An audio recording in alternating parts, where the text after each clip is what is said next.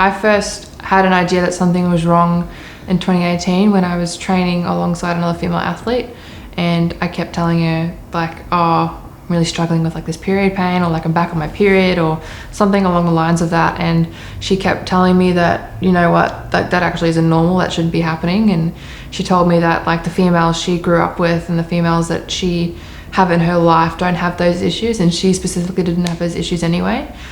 So she did say that like, this isn't normal, you shouldn't be having these issues, and you should probably go and get to see a doctor.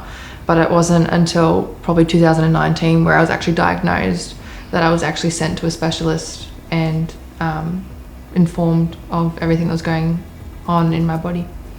I think the most challenging thing about having endometriosis, about like going about your daily life, is that it's constant pain, it's constant flow, it's constant everything for me personally. And I think the hardest thing for myself was trying not to like dwell on it and try not to let it affect my everyday life. But you know, simple things of having to sit down every 5 minutes at a shopping centre because you can't actually walk that far without being in that much agony.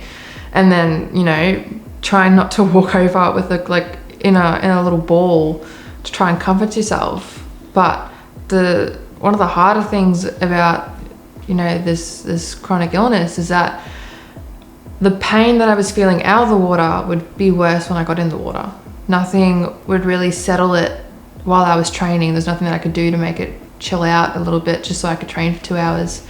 You know, if I could have done anything to make it settle for 2 hours and then take the extra pain afterwards, I would have, but there was nothing I really could have done for that. So trying to manage the pain while swimming, and then trying to manage my extremely heavy flows that just didn't seem to end. I was able to manage my symptoms in my elite career thanks to my specialist. Like, I couldn't have done it without him. I was suffering before I met him, and I was still suffering when I was, you know, when I'm being treated by him, but it's definitely at like a lower cost than what I was beforehand. So yeah.